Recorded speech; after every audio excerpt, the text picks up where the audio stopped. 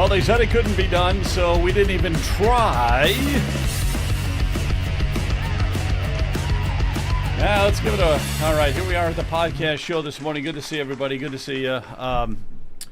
Boy, it's got the snow out there. The weatherman said that the snow would not show up today. I'm a little disappointed in the weatherman. He always lets me down, but supposedly the snow is going to be moving away. We got 2 weeks until we turn the clocks ahead an hour. And I was reading it. I thought it was pretty funny, but somebody said in the paper, they said, why don't we just do this? Why don't we just, instead of moving an hour forward and then an hour back and all this junk, which makes no sense anymore. I mean, they did it back in the 1800s for some specific reason. God only knows what. Why don't we do this?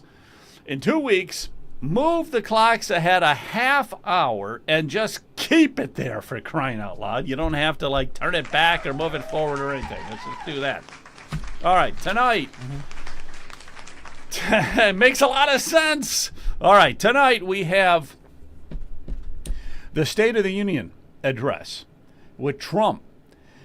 Of course, with President Trump. So Trump's going to be doing the State of the Union address. It's going to be a lot of good information. Get the popcorn. We're also going to be doing it live here on Ohio Political News. So if you want it, tune in to us. We'll have some good commentary and some fun, and you can chat a little bit if you like. So that's tonight at 9 o'clock. We'll probably get started a little before 9 o'clock. One of the things that Trump wants to talk about and make known is the fraud that happened in the 2020 election. He's got the names, he's got the places, he's got the goods, he's got all the information, and he is going to spill the beans tonight, from what I heard. And that should be very interesting. Got a lot of people that are like a little leery on that because he wants to get the SAVE Act passed. We got to get the SAVE Act passed to save America. John Thune, who is a senator, he's the majority leader in the Senate, John Thune.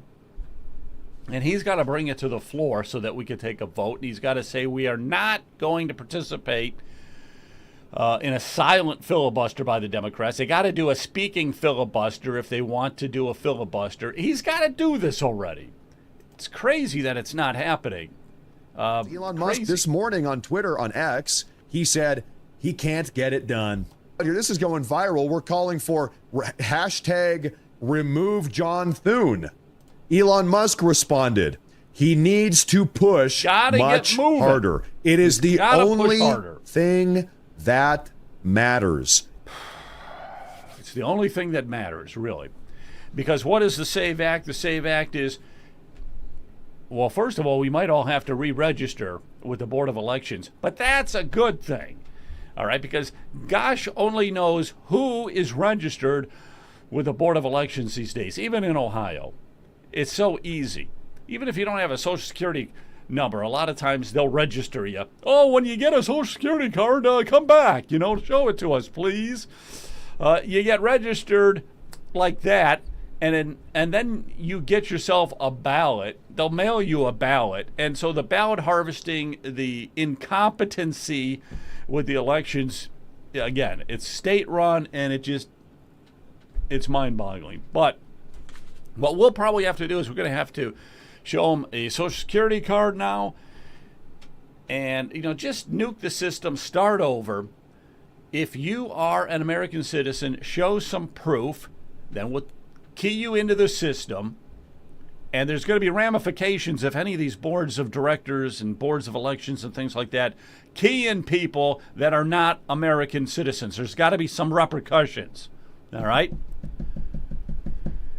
And then when you go to vote, show your ID, your driver's license. Just show it. They'll look at the signature, look at your face. It looks pretty close. Go ahead and vote.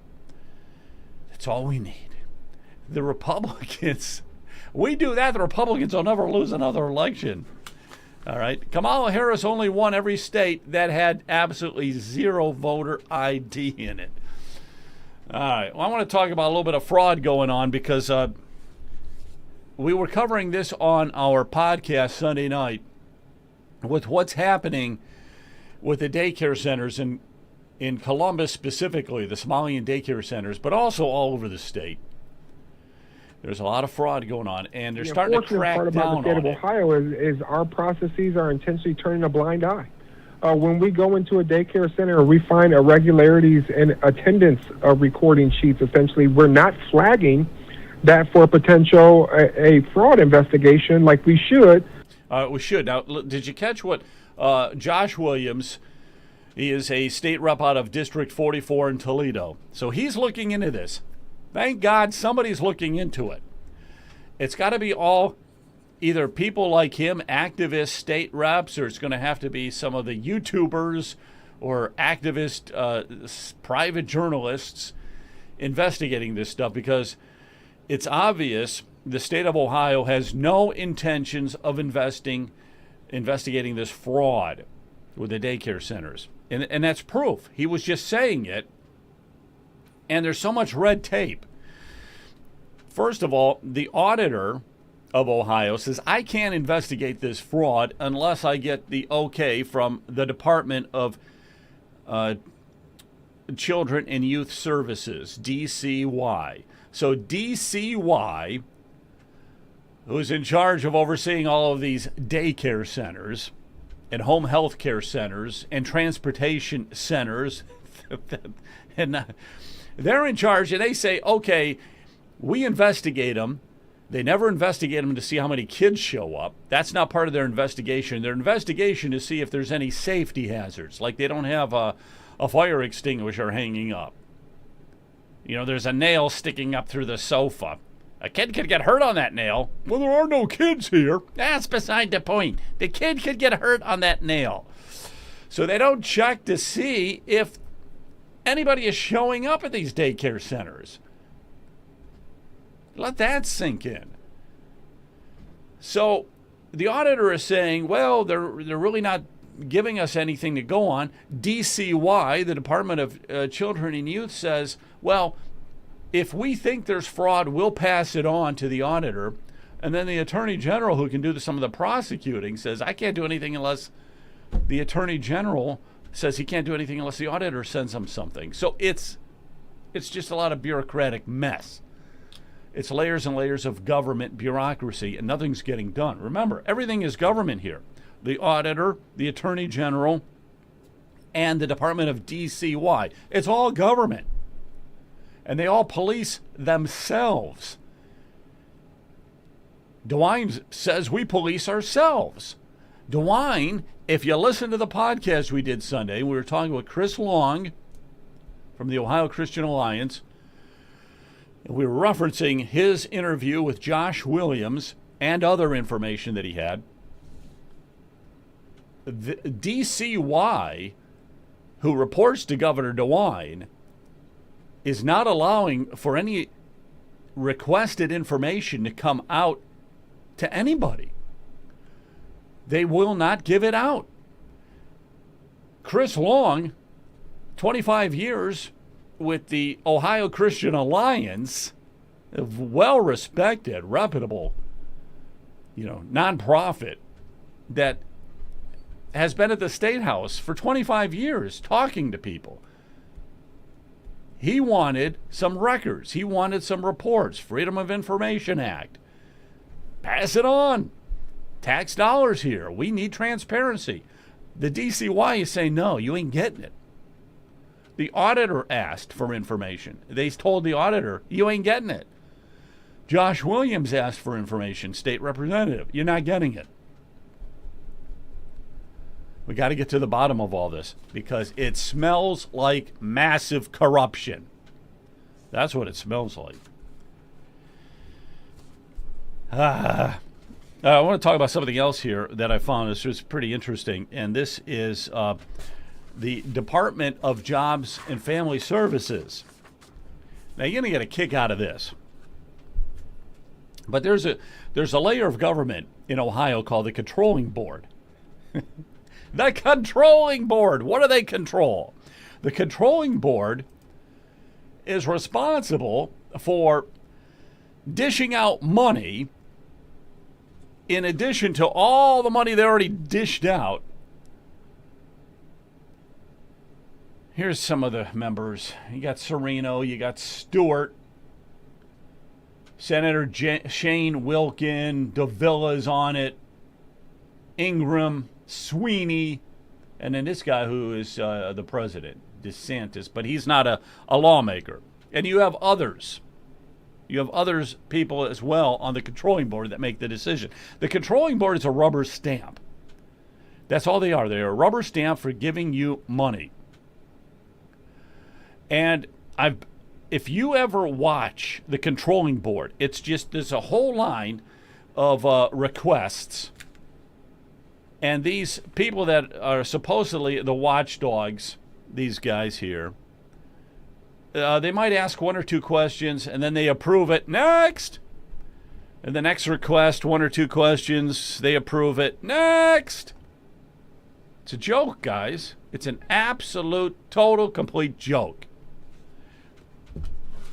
But it's your tax dollars. This is why the budget in Ohio goes up billions every single year. The budget in Ohio now exceeds $100 billion.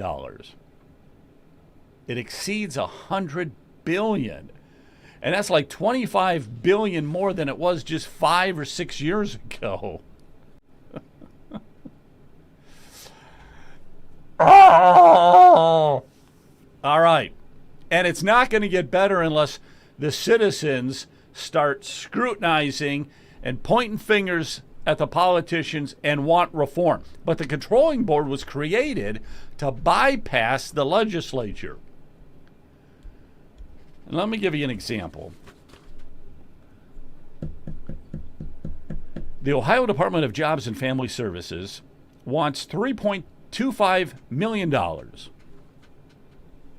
Okay, why? Why do you want that? They want to give it to a law firm, this LexisNexis, who over a 2-year period is going to analyze the Ohio Department of Jobs and Family Services and find out if there's fraud, if they're creating fraud, or if they're liable for fraud. In other words, they're worried now that they could be liable for some kind of fraud, and they want this law firm to look over all the programs and let them know.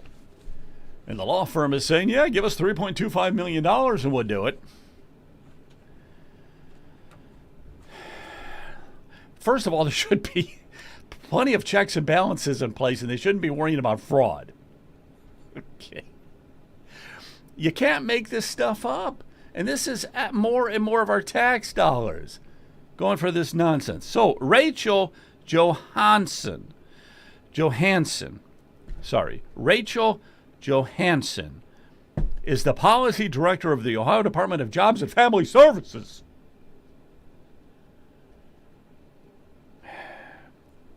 And they want to know why it's going to cost $3.25 million. Good question. These guys are on the ball, man. The controlling board is on the ball. It sounds like a lot of money. Why are you going to need all of it? And her response was, well, the best estimate, it is the best estimate that we have in terms of what we might look at with the scale of the programs that we are looking at. Now, that's her. I'm quoting that. She took a course with the Kamala Harris word salad. Because what does that really say? Then she goes on to say, there are obviously large programs that we have. There's a lot of funding. Oh, you better believe there's a lot of money going in and out of Ohio Jobs and Family Services. I believe it's part of Medicaid. We don't know what we need. And this is funny. Maybe it should only cost a couple $100,000. Maybe it should cost the full amount.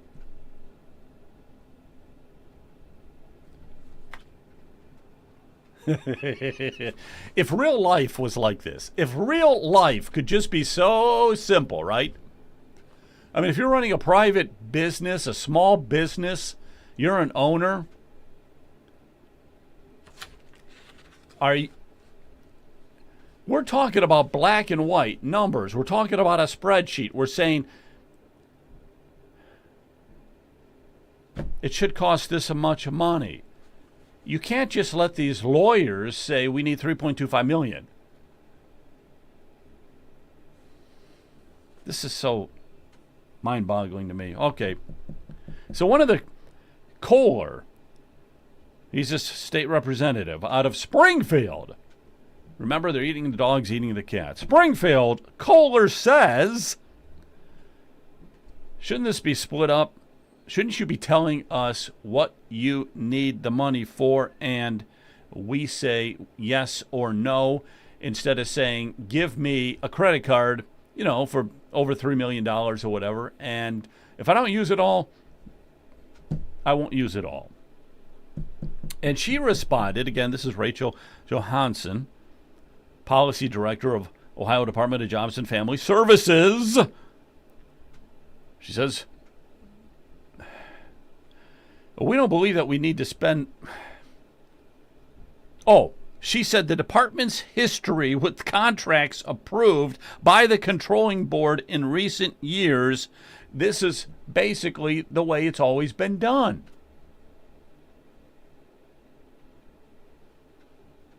And she goes on to say, and this makes me feel so good, if we don't need all the money, if we don't spend it, then we don't spend it. If we don't need all the money, we won't spend it.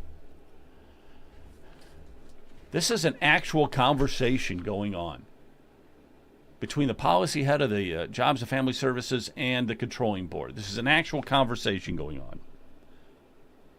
Yeah, okay, we'll give it to you. Next. So it was approved. We have to start looking at the state government, guys. We have to start looking at the state government for everything, and Doge and Doge and Doge and cut and cut and cut. It's unbelievable. These guys wear a suit, a tie, and it's a circus show with our tax dollars. Some of the other things, too, I get a kick out of this. Ohio State University got $2.2 million because they need to have some plumbing work done. The Ohio State University, they got to get a little bit of plumbing done. We got a leaky faucet. Give us $2.2 million. It seems a little extreme, but okay. You got it. And besides, they got billions. The Ohio State University is one of the richest campuses in the entire country. Go fix your own leaky pipes. Quit coming to the taxpayers for more. We're already giving you more. We're giving you too much as it is.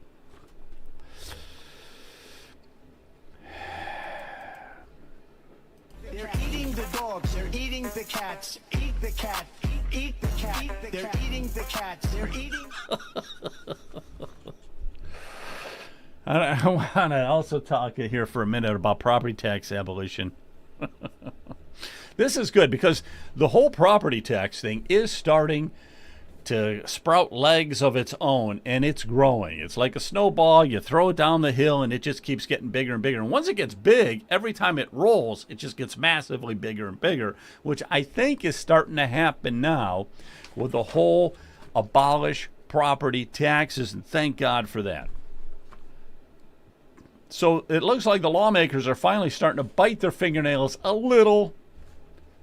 They're not going all get out crazy, but maybe they're biting through their a sales fingers tax. A little Sales bit. tax would go up to a 17, 18, 19%, 20% sales tax in the state of Ohio on products that you buy. So it would just be absolutely...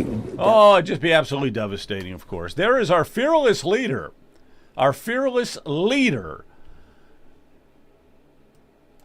who is retiring soon. Happy days are here again. Okay.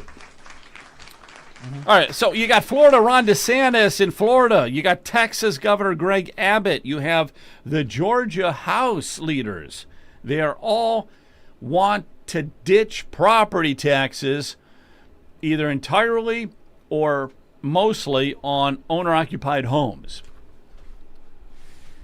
That's what Ron DeSantis wants to do. On your primary residence, he's going to put forth a constitutional amendment in Florida for the November ballot. If the taxpayers vote in agreement to it, which I can't imagine anybody not voting in agreement, then their primary property taxes, all income-producing property still pays property taxes. And that would be ideal. To me, that's the ideal, perfect scenario. Now, they could do the same thing here in Ohio. The lawmakers could get together, put a constitutional amendment on the November ballot, and say the exact same outline that Ron DeSantis is doing right here in Ohio. We could do that. But they won't, because we don't have that kind of leadership here in Ohio that they have in Florida, which is why people are leaving our state and going to Florida, which is why there's an economic boom in Florida. It's going to become the number one state in the country very soon. Number one in everything. Probably the reason Trump lives there. We cannot let people be taxed out of their homes. This is from Georgia. Representative Shaw Blackman, a Republican chairman of the Ways and Means Committee, said recently. So in Georgia, they're saying, echoing the same sentiments we're echoing here in Ohio. We cannot tax people out of their homes. Where the heck did that ever come from? These property taxes, 70% go to the local schools. Then you got fire and police and libraries and metro parks and God only knows what else. And if you don't pay that, they take your home. That's criminal. That has got to stop. We got to put the kibosh on it. Now in Ohio, we're saying we're going to abolish all the property taxes. That is where the signatures are coming from. They're starting to do really well. As soon as the weather warms up, it's going to be an avalanche of signatures for this. And it will pass. It will pass. So the lawmakers have an opportunity now to say, why don't we start looking like Florida? Why don't we beat this by coming up with something substantial, not these little put a Band-Aid on it, like all we've seen, and even those got vetoed by DeWine. We're talking about real property tax reform. We want it. It's not up to the state. The state is not really anything. It's us. We created the state. The state does not own us. We own the state government. And it's way too big in Ohio. It needs to just be slashed drastically. Get rid of everything. Get rid of everything. We don't need it. It takes our money and throws it away. It's ridiculous. All right, so there is challenge here. Support for abolishing property taxes is growing, but figuring out a way for the cities, county schools to function without them is a challenge. Of course, it's a challenge. But it's a challenge I would think the lawmakers would be up to, that they could handle, that they can come up with a solution. By the way, they've already come up with a solution in Florida. They took the lead, they beat you to it, and they're showing you that it can be done. So now maybe take the blueprint from Florida and use it here in Ohio. That would be a novel idea. All right, we got to get out of here. You guys take care. Have a good day. Catch the State of the Union tonight, will you? Catch the State of the Union. And in the immortal words of Trump, we got to... Springfield, they're eating the dogs. They're eating the cats. Eat the